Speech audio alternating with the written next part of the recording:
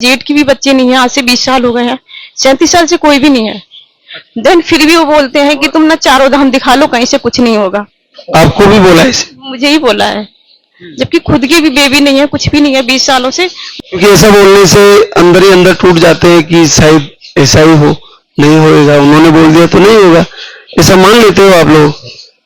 मतलब मान क्या लेते हैं, कहते नहीं है कि दिल में वो बैठ जाता है कि क्यों बोल रहे मेरे लिए ऐसे। मैंने कभी कुछ गलत नहीं किया किसी के लिए। मुझे बोले आप कहीं भी दिखा लो, चारों धाम दिखा लो, कुछ नहीं होगा।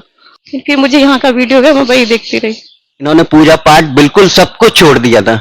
मैंने कि ऐसा मत करो, आप पूजा लगातार करो, आप विश्वास रखो या ना रखो, लेकिन पूजा जरूर करो।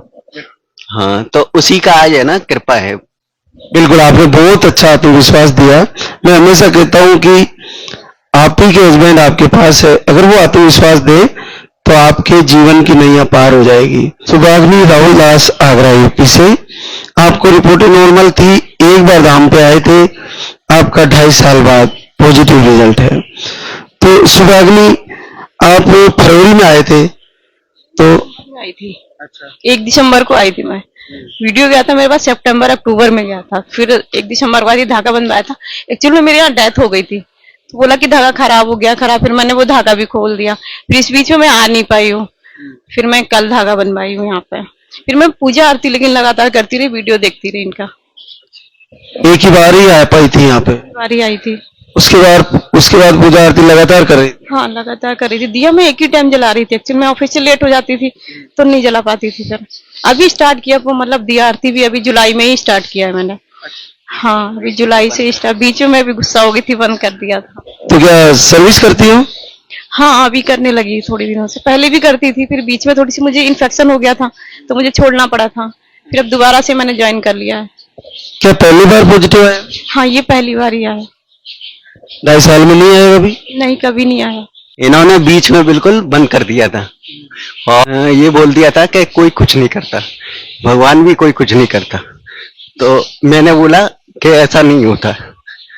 मैंने कि ईश्वर अपने मर्जी से करता है, उन्होंने जो मतलब सोच के करते हैं, ऐसा नहीं है कि हमारी मर्जी से करें।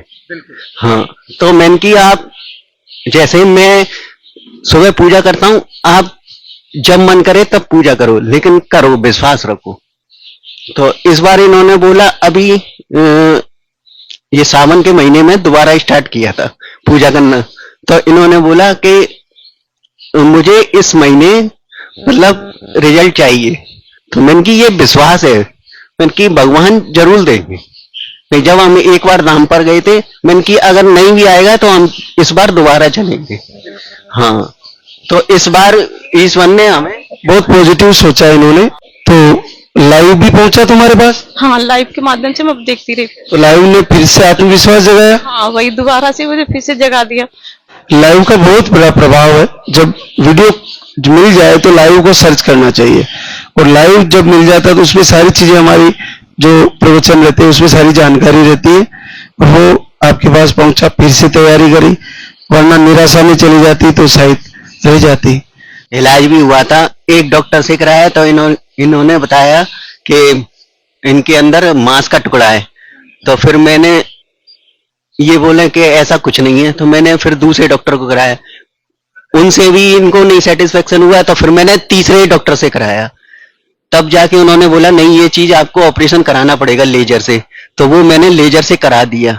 उसके बाद फिर डॉक्टर ये बोले कि अब मैं किस चीज का इलाज करूं, आप आईवीएफ की तरफ जाओ।